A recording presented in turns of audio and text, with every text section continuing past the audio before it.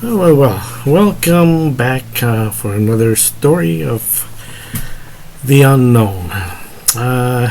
Today I'm going to tell you a little bit about something that happened to me in our yard, in our backyard.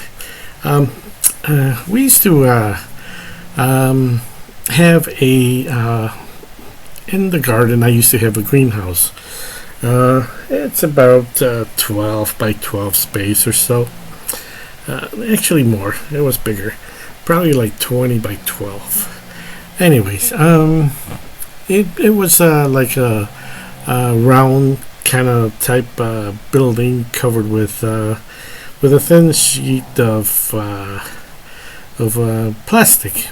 And this is where I would grow my plants, starting them in March. Starting them in March so I can have a couple months ahead of time be able to have a little bit extra, a couple more months more of the growing season. So this is about 7 years ago. I don't have the greenhouse anymore. I took it down. I didn't use it anymore. But anyways, what happened was I was reading up, I've been informed, I've been, looking up books and so forth, internet and all that, about the hidden folk, the hidden people, those people that we do not, that most people don't want to recognize, perhaps, the people that the non-believers are not going to believe in that. These are gnomes, leprechauns, banshees, Bigfoots, Sasquatch, and all the other ones, sills, little creatures and forest creatures and there's all kinds. Tiny little creatures they look like men, but they're tiny. They live in the forest. These are unknown. This is a cryptozoology. They're not seen. Then it seems they have some kind of attribute to not for us not to be able to see them. So they're always hidden, and once in a while, there's a picture or something like that comes out, a film clip of that captures these people. The elves, the gnomes, and the rest. So anyways, I left by the corner, the southeast corner of that little tent that I had, the greenhouse. I left a penny on top of a plant, just as an offering to them, as a believer. If you don't believe in them, they're not your friends, and maybe that's why there's so many people that disappear in the forest, in the national parks each year. There's a lot of people that just disappear, and hundreds, thousands of them, and nobody.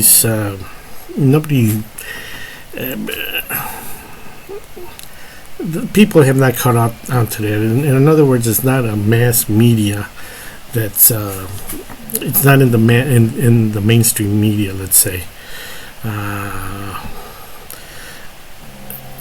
They are not friendly towards people that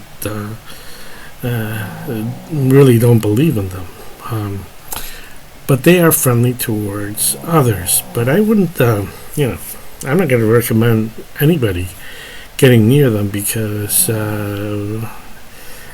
they're not nice little creatures. Let me put it that way.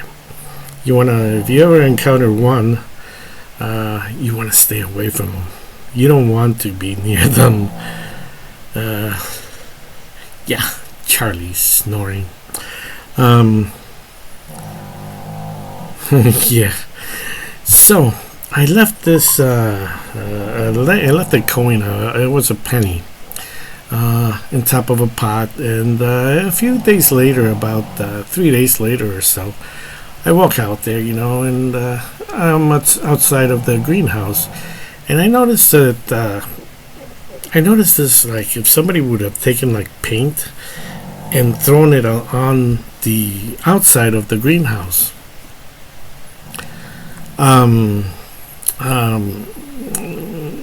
It was like paint, but it rained afterwards, and it came off, so it was water soluble. Well, what was it? What was it? I don't know. I didn't want to touch it. I didn't want to get near it. Something new like that is no. So I just left it alone. But it's intriguing that just after I had done that, now nobody can get in. Nobody has access to their backyard except me. I have no pet. Well, at the time I didn't have any pets, except Charlie now. But Charlie was not around at that time. I don't know what that material was. If anything, it resembles the stuff that I work with. My alchemy experiments. It resembled that. Now, they gift people things sometimes. I know of a fellow in New Mexico. He didn't know what to. He found these beans from the what's that tree? Hickory. Yeah, hickory. No, wait a minute. Is it hickory? Anyways, it's a bush or a tree that goes down there plenty. They're red and white, and they're very beautiful beans. And somebody had left them there for this guy, and he didn't know what it was. Probably as a Thanksgiving for something. I don't know, but they're able to know. For instance, if you put your intention like in their penny, it's like to say hello. You're offering them that.